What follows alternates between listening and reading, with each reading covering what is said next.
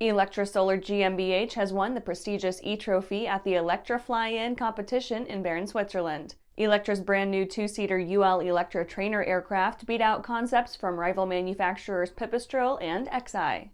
The eTrophy is awarded to the electric aircraft that travels the longest unrecharged distance to the competition. Elektra's test pilot, engineer, and sales manager Uwe Nortmann departed the Baden-Württemberg airfield, a grass airstrip in the southern German town of Pfullendorf, on September 10th and proceeded along a southwesterly course to Bern, covering 108 miles in a contest-winning 2 hours and 10 minutes.